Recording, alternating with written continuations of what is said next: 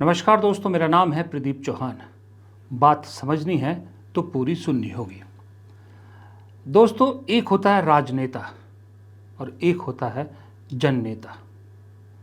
राजनेता की हर बात, हर काम, हर एक्शन, हर मूव उसकी राजनीति के लिए होता है और जननेता का हर कदम, हर मूव, हर बात या हर क्रिया जन की सेवा के लिए होती है।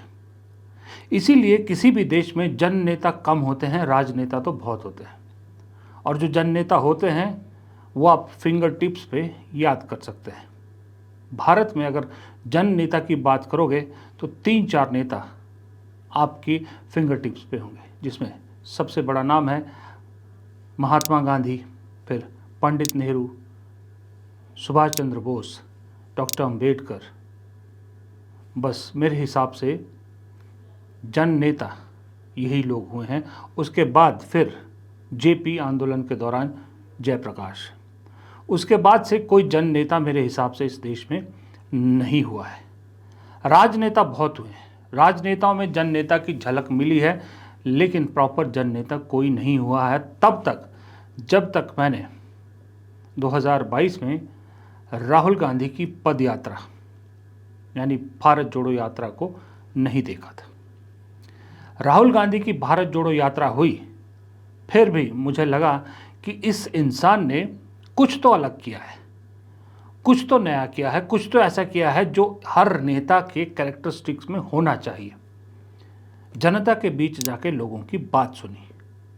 फिर लोगों ने कहा कि ये तो इमेज मेकओवर था राहुल गांधी का, इसलिए राहुल गांधी ने कन्याकुमारी से कश्मीर तक देश को पैदल नापा। चलिए, इमेज मेकओवर ही सही, लेकिन देश नापा तो सही ना, लोगों के बीच उतरा तो सही ना, पैदल यात्रा तो की ना पूरे देश की। उसके बाद फिर नॉर्थ ईस्ट से साउथ भी करी। लेकिन फिर भी लोगों ने सवाल उठाए, शंका थी मुझे भी, जब तक मैं राहुल गांधी से पर्सनली नहीं मिला था। जिस दिन राहुल गांधी से मुलाकात थी, मैं आपको ईमानदारी से बता रहा हूँ, मुझे लगा था कि राहुल गांधी इस बैठक में, क्योंकि हम 8 पत्रकार थे, 1.5-2 घंटे के मिले हम लोग, तो मुझे लग रहा था पहले से, जो मैं अपनी बात बता रहा हूँ, राहुल का नहीं बता रहा, मुझे ऐसा लग रहा था कि वो कम से कम 10-15 बार तो मोदी जी की आलोचना ज़रूर करेंगे, उनकी अलग अलग योजनाओं की आलोचना ज़रूर करेंगे, संघ की आलोचना करेंगे, क्योंकि उनके हर भाषण में मोदी, अदानी, अंबानी और संघ ये चीज़ रहती थी। लेकिन जब बैठक ख़त्म हुई, बड़ी इनफॉर्मल बैठक थी, तो मैं बड़ा हैरान था कि इस शख्स ने एक भी बार मौजूदा शासन की कोई जिक्र तक नहीं किया, कोई बात नहीं की। संघ, मोदी, अडानी तो दूर की बात है, मोदी जी की भी कोई बुराई नहीं की, कोई जिक्र नहीं किया। सिर्फ और सिर्फ पूरी डिस्कशन इस पे थी कि हमसे जानना चाहा कि कांग्रेस को क्या करना चाहिए, कांग्रेस के लिए आपकी क्या राय है और इस देश के लिए क्या राय है। और उन्होंने अपना विजन रखा कि इस देश को अगर आगे बढ़ना है तो इस देश को क्या क्या करना होगा। और वो ऐसा नहीं था कि पॉलिटिकल बातें की, नॉन पॉलिटिकल की, जैसे उन्होंने कहा प्रोडक्शन बढ़ानी पड़ेगी इस देश में, मैन्युफैक्चरिंग को लाना पड़ेगा, इस तरह की बातें की थी। उस दिन मैं समझ गया, क्योंकि उस बात में उन्होंने जिक्र भी किया था कि मैं जब भारत जोड़ो यात्रा कर रहा था तो लोग मुझसे जब मिलते थे तो लोग इस तरह के आइडियाज़ देते थे या इस तरह की बातें करते थे। तब मैं समझ गया कि ये शख्स दरअसल इस लीग में ही नहीं है जिस लीग के नेता इस वक्त भारत में राजनीति कर रहे हैं। हो सकता है ताउम्र राहुल गांधी का मजाक उड़ता रहे, हो सकता है ताउम्र राहुल गांधी प्रधानमंत्री ना बन पाए, लेकिन इतिहास राहुल गांधी को याद ज़रूर करेगा और बेहतरीन तरीके से याद करेगा। कुछ लोग कहते थे कि राहुल गांधी नेता नहीं, जवाहरलाल नेहरू नहीं, इंदिरा गांधी नहीं, महात्मा गांधी बनने की राह पर है और कांग्रेस को एक एनजीओ की तरह चलाना चाहते हैं। हो सकता है महात्मा गांधी बनने की राह में हो, लेकिन इतना ज़रूर कहूँगा कि वो राहुल गांधी सच में इस लीग में किसी के आसपास भी नहीं, इन सबसे ऊपर है। उसके बाद फिर बात आती है राजनीति की। फिर राहुल गांधी का एक नया रूप देखने को मिला कि राजनीति में भी अब किस तरह से शार्प होते जा रहे हैं। 2024 के चुनाव में इसका एक एग्जाम्पल मिला, और उसके बाद 2024 के चुनाव के बाद की जो राहुल गांधी की राजनीति है वो बिल्कुल ही अलग है। क्योंकि शायद हो सकता है इसकी वजह है कि पहली बार राहुल गांधी ने कोई संवैधानिक पद लिया, कोई पद लिया है, आप ये मान के चलिए। क्योंकि पार्टी के अध्यक्ष तो थे, लेकिन जब वो अपनी सरकार में होते हुए भी मंत्री पर नहीं बने, उसके बाद अध्यक्ष पद भी उन्होंने बहुत जल्दी छोड़ दिया, फिर कोई जिम्मेदारी नहीं संभाली। लेकिन लीडर ऑफ अपोजिशन एक बहुत बड़ी जिम्मेदारी का पद होता, और उस जिम्मेदारी का पद लेते ही उन्होंने उसे बखूबी निभाया। तो राहुल गांधी में मुझे जन नेता के बहुत से गुण देखने को मिले, और मुझे लगता है आज की डेट में वही एक हैं जो जन नेता की कैटेगरी में कहीं फिट बैठते हैं। दूसरी तरफ अगर बात करते हैं राजनेता की, तो राजनेता जैसे मैंने कहा, उसकी हर चाल, हर मूव, हर बात, हर एक्शन, हर योजना राजनीतिक फायदे के लिए होती है। और इसका सबसे बड़ा जीता जाता उदाहरण पूरे विश्व में अगर कोई है तो वो है हमारे प्रधानमंत्री नरेंद्र मोदी। चाहे दुख हो, चाहे खुशी हो, चाहे कामयाबी हो, चाहे नाकामी हो, वो हर चीज को अपने चुनावी फायदे के लिए भुनाने की कोशिश करते हैं। अपनी जो अरब कंट्रीज का जो दौरा था बीच में छोड़कर वापस आए, क्योंकि पहलगाम में कुछ ऐसा हुआ था कि पूरा देश स्तब्ध था। हम सबको लगा कि मोदी जी अब तो आएंगे और बड़ा एक्शन करेंगे और पहलगाम भी जाएंगे।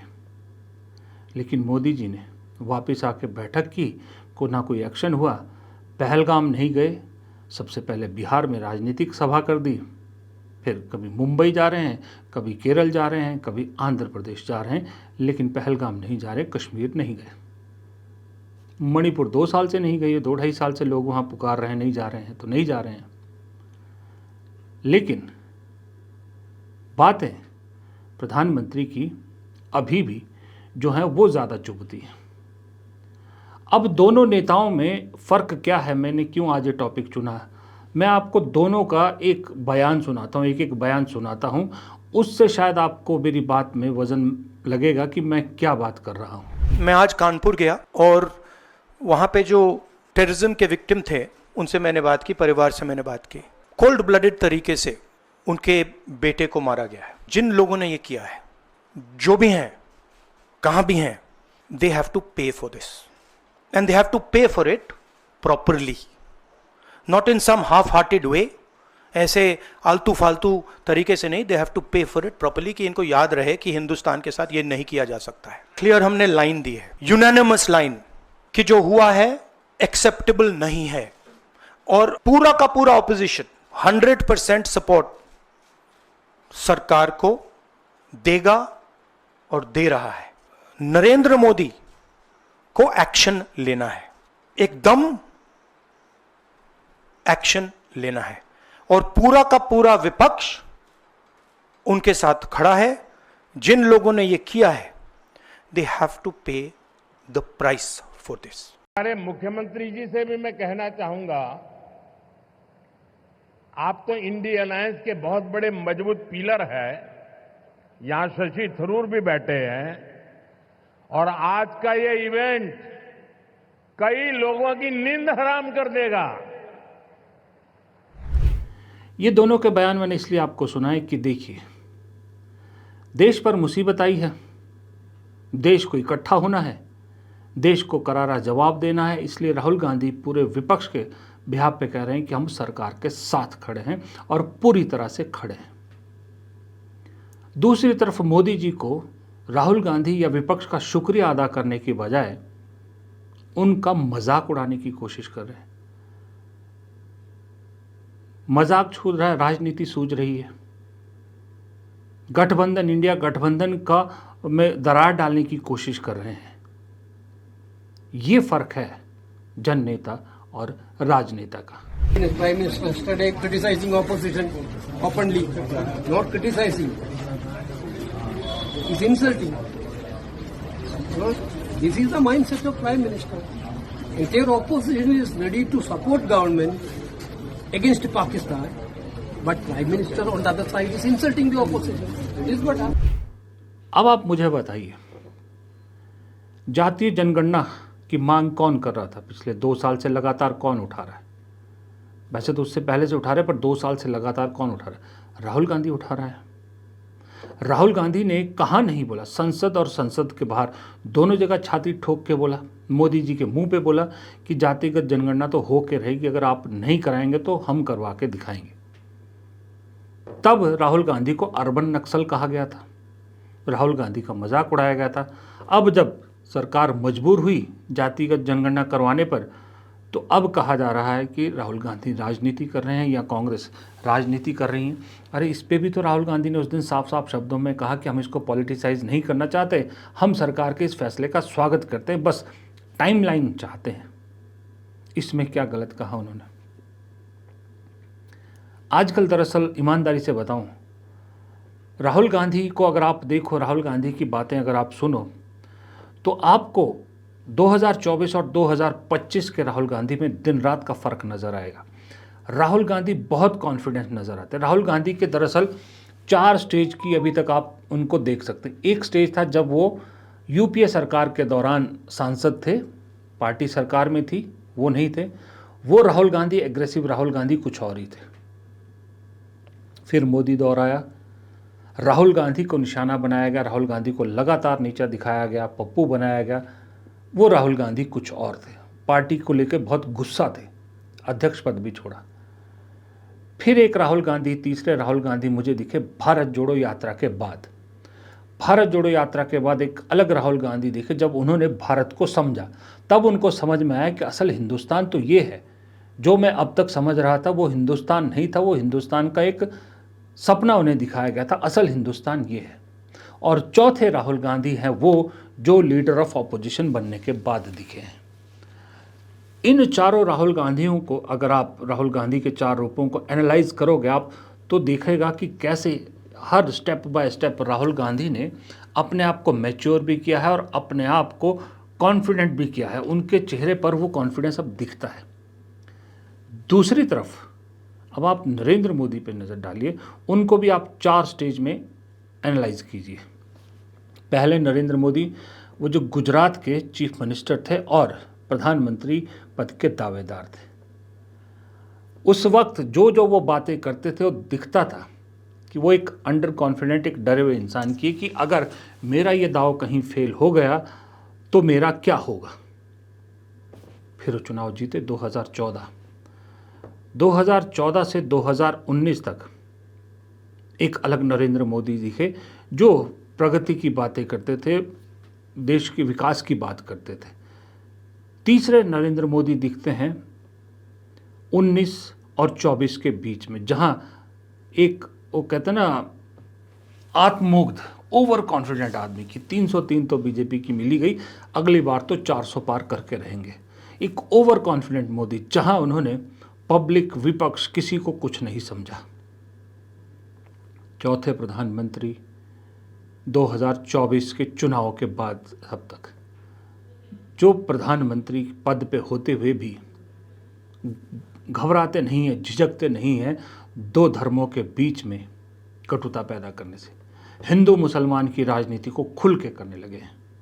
और 2024 में जो 240 पे अटक गए, उसके बाद तो मोदी जी के चेहरे पर फ्रस्ट्रेशन एकदम से दिखती है और फ्रस्ट्रेशन के साथ साथ उनका जो आत्मविश्वास, घटता आत्मविश्वास है वो दिखता है। ये 2 बयानों में साफ दिखता है। एक तरफ घटते आत्मविश्वास वाला इंसान बोल रहा है, मजाक उड़ाने की कोशिश कर रहा है, और दूसरी तरफ एक ऐसा इंसान है जो आत्मविश्वास से लबरेज है, जो जानता है कि वो जो कर रहा है वो सही कर रहा है। 5-6 साल पहले इसका उल्टा होता था। मोदी जी दिखते थे कि कॉन्फिडेंस इंसान जिसे अपनी पार्टी पर, अपने कैडर पर, अपने करिश्मे पर पूरा भरोसा है। और दूसरी तरफ राहुल गांधी वनरेबल लगते थे, लगता था कि यार कॉन्फिडेंट नहीं है राहुल गांधी के अंदर, कॉन्फिडेंस है ही नहीं। जो बात बोलते हैं उन्हें विश्वास नहीं है कि उनकी पार्टी भी इस पर साथ देगी कि नहीं देगी। और 6 साल में तस्वीर सारी बदल गई। ये फ़र्क मुझे दिख रहा है, ये फ़र्क लोगों को भी दिख रहा है, और ये फ़र्क धीरे धीरे साफ होता नज़र आ रहा है। और जैसे जैसे ये फ़र्क साफ नज़र आ रहा है, वैसे वैसे मोदी जी की फ्रस्ट्रेशन और मोदी जी के समर्थकों में बिखराव दिख रहा है। मोदी जी के समर्थक खुद मोदी जी के इतने खिलाफ हो गए, सिर्फ एक जातिगत जनगणना के मुद्दे को लेकर उन्होंने कितने सवाल उठा लिए। उन्होंने कहा ना एनआरसी हुआ, ना सीएए हुआ, वक्फ बिल में भी जो है बहुत सारी जो है बदलाव कर दिया गया, और अब जातिगत जनगणना। उन्होंने एक थके हुए प्राइम मिनिस्टर की संज्ञा तक प्रधानमंत्री मोदी को दे दी, उन मोदी को जिनके पीछे वो चट्टान की तरह खड़े हुआ करते थे। तो ये जो मोदी के समर्थकों में बिखराव है और मोदी जी का आत्मविश्वास कम होता हुआ, ये सब मिला के अल्टीमेटली धीरे धीरे राहुल गांधी को और कॉन्फिडेंट दिखने में मतलब हमें राहुल गांधी और कॉन्फिडेंट नज़र आते हैं, और साल दर साल वक्त गुजरने के साथ ये फ़र्क और बढ़ेगा। फ़िलहाल इस विश्लेषण में इतना ही। उम्मीद करता हूँ आपको विश्लेषण पसंद आया होगा।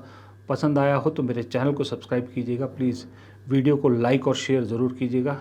कमेंट बॉक्स में आप भी अपनी राय दीजिएगा, और अगर हो सके तो सुपर थैंक्स या हमारी मेंबरशिप के ज़रिए, जॉइन बटन के ज़रिए हमारी आर्थिक मदद भी ज़रूर कीजिएगा। नमस्कार।